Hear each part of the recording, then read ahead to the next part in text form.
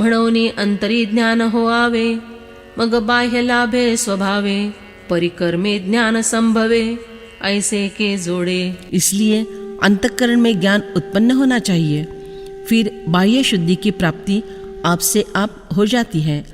परंतु क्या कभी ऐसा हुआ है कि कर्म से ज्ञान उत्पन्न होता हो? एया लागी बाह्य विभागू, कर्मे धुतला चांगू, आणि ज्ञाने फेडिला वंगू अंतरीचा। इसीलिए अच्छे कर्मों से देह की शुद्धि कर ली और ज्ञान से अंतःकरण का, अविद्या का मल नष्ट किया। तेथ अंतर्बाह्य गेले, निर्मलत्वे एक झाले, किंबहुना निर्वाळले शुचित्वची। ऐसी अवस्था में अंदर का और बाहर का पक्ष यह भेद नष्ट हो गया और निर्मलता के संबंध से दोनों एक समान शुद्ध हो गए। और तो क्या कहूँ, परंतु इस पुरुष के पास आकर शुचित्व ही स्वयं निर्मल हो गया। म्हणून सद्भाव जीवगत, बाहेरी दिसता ते फाकत, ते स्फटिक गृहीचे डोलत दीप जैसे। इसीलिए जिस प्रकार स्फटिक के घर में रखे हुए दिए धीमे धीमे हिलते हुए बाहर से दिखाई देते हैं, उसी प्रकार अंतःकरण के शुद्ध भाव बाहर इंद्रियों के माध्यम से प्रकट हुए दिखाई देते हैं। विकल्प जेणे जेणे उपजे, नाथिली विकृती निफजे, अन्याय प्रवृत्तीची बीजे अंकुर घेती। जिन जिन विषयों के कारण संशय उत्पन्न होता है, मन में काम क्रोधादि विकार उत्पन्न होता है, निषिद्ध कर्म प्रवृत्ति रूपी बीज अंकुरित होते हैं। ते आयके अथवा भेटे, परिमनी काही नुमटे, जैसे मेघरंगे न घटे व्योम कही। यदि ऐसे विषयों के बारे में वह कुछ सुने अथवा वे विषय आकर उससे मिले, तो भी उसके मन पर वे बिल्कुल ही मुद्रित नहीं होते, मन पर कुछ परिणाम नहीं होता। एरवी इंद्रियांचे निमेळे, विषयावरी तरी लोळे, परिविकाराचे निविटाळे लिंपिजेना। यो तो वह इंद्रियों के संगति में अलग अलग विषयों के भोग सुख से लेता हुआ दिखाई पड़ता है, परंतु विकारों की अशुद्धता से वह लिप्त नहीं किया जा सकता, वह विकारी नहीं बनता। भेटलिया वाटे नारी, चोखी अथवा महारी, तेथ नातळतीयेची परी राहाटो जाणे। यदि रास्ते में कोई उच्च वर्णीय स्त्री जाती हुई दिखाई पड़े अथवा कोई छोटी जाति की स्त्री जाती हुई दिखाई पड़े, तो वहाँ किसी का स्पर्श नहीं हुआ है, इस तरह से बर्ताव करना अर्थात निर्विकार रहना जो जानता है। नारी अर्थात सिद्धि, चोखी अथवा स्वरूप शुद्धि, महारी अर्थात गुणमयी धनेश्वर। का पतिपुत्रा आलिंगी, एकचिते तरुणांगी, तेथ पुत्र भावा आंगी न लगे कामू। अथवा पति को या पुत्र को आलिंगन करने वाली युवती होती तो एक ही, परंतु वहाँ उसके पुत्र प्रेम में जिस प्रकार काम के विकार का कभी स्पर्श नहीं होता, तैसे हृदय चोख, विकल्पी सनोळख, कृत्याकृत्य विशेष फुडे जया। उसी प्रकार जिसका अंतःकरण शुद्ध होता है, उसे विकल्पों का परिचय बिल्कुल ही नहीं होता, अथवा विकल्पों से दूर रहने के लिए उनका विशेष परिचय होता है। वह अच्छी तरह यह बात जानता है कि कौन सा काम करने योग्य है और कौन सा करने के योग्य नहीं है। पाणिये हिरा न भिजे, आधणी हरळू न सिजे, तैसी विकल्पी न लिंपिजे मनोवृत्ती। जिस प्रकार पानी से हीरा नहीं भीगता, अदहन में कंकड़ नहीं सींचता, उसी प्रकार उसकी मनोवृत्ति किसी प्रकार के संशय से लिप्त नहीं होती। ते नाव शुचिपण, जेथ पार्थागा संपूर्ण, देखसील तेथ जाण ज्ञान आहे। हे अर्जुन, ऐसी ही स्थिति का नाम संपूर्ण शुचित्व है। तुम समझ रखो कि जहाँ ऐसा शुचित्व दिखाई पड़े वहाँ ज्ञान है। आणि स्थिरता साचे, घर रिगाली जयाचे, तो पुरुष ज्ञानाचे आयुष्य गा। और जिस पुरुष के घर में स्थिरता ने सच में प्रवेश कर लिया है, वह पुरुष ज्ञान का आयुष है। उसी के आधार पर ज्ञान जीवित रहता है। देहवरची लेकडे आपुल्या परी हिंडे, परिबैसका न मोडे मानसाची। बाह्य दृष्टि से देखा जाए तो उसकी देह स्वभाव के अनुसार विचरण करते रहती है, परंतु मन की बैठक बिगड़ती नहीं। देह के साथ साथ मन भटकता नहीं।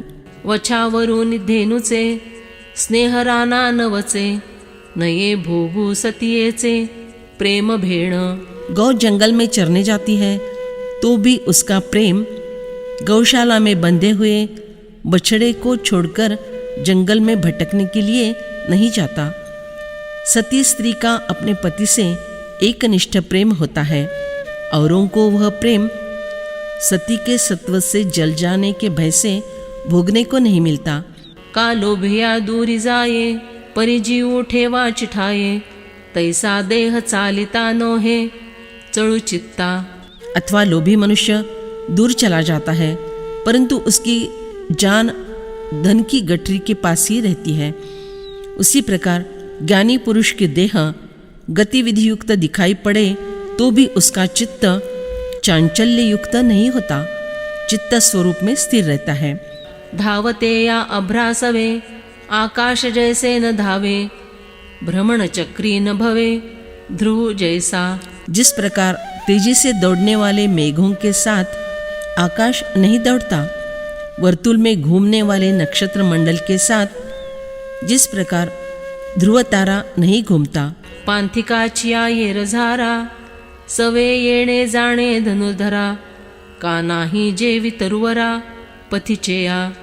हे अर्जुन, जिस प्रकार किसी राही के रास्ते से आने जाने के साथ रास्ते के आसपास के वृक्षों को आना जाना नहीं पड़ता, तैसा चलन वलनात्मकी असौनीये पंचभौतिकी, भूत ऊर्मी कवणी ही एकी चाळी जेना। उसी प्रकार चलन वलनशील इस शरीर में रहकर भी प्राणी मात्र में होने वाले किसी प्रकार के क्षुधादि विकार से वह ज्ञानी चलित नहीं किया जा सकता। वाहटुळीचे निबळे, पृथ्वी जैसी न ढळे, तैसा उपद्रव माळे न लोटे जो। जिस प्रकार आंधी के वेग के कारण पृथ्वी नहीं हिलती, उसी प्रकार उपद्रवों की श्रृंखला से एक के बाद एक आने वाली त्रिविध तापों से जो विचलित नहीं होता। दैन्य दुखी न तपे, भय शोकी न कंपे, देह मृत्यु ही न वासिपे पातलेया। हीन परिस्थिति या दुख प्राप्त होने से जो पुरुष कभी संतप्त नहीं होता, भय या शोक से कभी नहीं कांपता, यदि उसके शरीर के लिए मृत्यु भी आ जाए तो भी वह कभी भयाकुल नहीं होता। आरती आश पड़ी भरे, वैसा व्याधि गजरे, उजू असता पाठी मोरे नोहे चित्त। उसका चित्त सरल होता है, इसलिए कामनाओं की और उनकी पूर्ति हो जाए ऐसी आशाओं की तीव्रता से अथवा बुढ़ापे ने कानों के पास आकर गजर किया अथवा यदि व्याधियों ने हो हल्ला मचाया तो भी उसका चित्त कभी आत्मविन्मुख नहीं होता। निंदा निस्तेज दंडी, काम लोभावरी पडी, रोमा नव्हे वाकुडी मानसाची। यदि किसी ने निंदा की, बेइज्जती की, तमाचे लगाए अथवा काम लोभ अंग पर आ गिरे तो भी उसके स्थिर मन का कभी बाल भी बाका नहीं होता। आकाश हे वो सरो, पृथ्वी ही वरिविरो, परिनेणे मोहरो चित्तवृत्ति। चाहे आकाश टूट पड़े और चाहे धरती फट जाए, पर उसकी चित्तवृत्ति कभी आत्मा को छोड़कर पीछे मुड़ना नहीं जानती। हाती हाला फुली, पासवणे न घली, तैसा नोहटे सेली, सेलीला सांता। जिस प्रकार फूलों से मारने पर हाथी कभी पीछे नहीं हटता, उसी प्रकार यदि ज्ञानी पुरुष पर चुनिंदा अपशब्दों का मारा किया जाए तो भी वह दुखी नहीं होता। क्षीरार्णवाचे या कल्लोळी कंपु नाही मंदराचळी का आकाश न जळे जाळी वणवे याच्या। जिस प्रकार क्षीर सागर की लहरों से मंदर पर्वत नहीं डगमगाता अथवा वन में लगने वाली आग से कभी आकाश नहीं जलता, तैसा आलिया गेलिया उर्मी गजबजनो हे मनोधर्मी किंबहुनाधिरुक्षमी कल्पांती ही। उसी प्रकार विकारों की उठने वाली अथवा गिरने वाली लहरों के कारण उसके मन का स्थैर्य रूपी धर्म कभी विचलित नहीं होता। बहुत क्या कहे, वह कल्पांत के समय भी धैर्यवान और सहनशील बना रहता है। पै स्थैर्य ऐसी भाष बोलिजे सविशेष ते हे दशागा देख देखणे या। और हे डिठियारे ज्ञानी अर्जुन, देखो जिस गुण का विशेषतः स्थैर्य के नाम से वर्णन किया जाता है वह यही अवस्था है। हे स्थैर्य निधडे जेथ आंगे जीवे जोडे तो ते ज्ञानाचे उघडे निधान साचे। जिस पुरुष के शरीर और मन को इस प्रकार का अटल स्थैर्य पूर्ण रूप से प्राप्त हुआ है वह सच में ज्ञान का खुला हुआ भंडार ही है। आणि इसाळू घरा दंदिया हाती येरा नविसंबे भांडारा लुब्ध कुजैसा। और जिस प्रकार कामी पुरुष अपनी घरवाली को नहीं छोड़ता, योद्धा अपने शस्त्रों को तथा लोभी मनुष्य अपने धन के खजाने को नहीं छोड़ता। एकलवते या बाळका वरी पडो निठाये अंबिका कामधुविखी मधुमक्षिका लोभिणी जैसी। जिस प्रकार माता अपने एकलौते पुत्र को सदा अपने पास लेकर रहती है अथवा जिस प्रकार मधुमक्खी को सदा मधु का अनिवार्य लोभ रहता है। अर्जुना जो या परी अंतःकरणा जतन करी नेदी उभे ठाको द्वारी इंद्रियांच्या।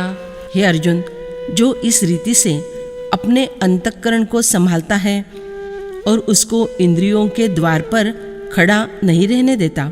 म्हणे काम बागुलू ऐकैल हे आशा सयारी देखैल तरी जीवेसीची टेकैल म्हणोनी बिहे।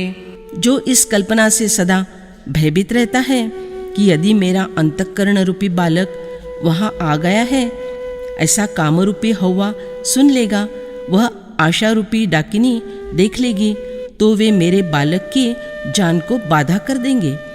बाहिरी धीटे जैसी दाटुगा पती कळासी करी ठेवणी तैसी प्रवृत्तीसी। जिस प्रकार बाहर निर्लज्जता से भटकने वाली अपनी पत्नी को जबरदस्त पति घर में बंद करके रखता है, उसी तरह ज्ञानी पुरुष अपनी प्रवृत्ति को अंतःकरण में गिरफ्तार करके रखता है।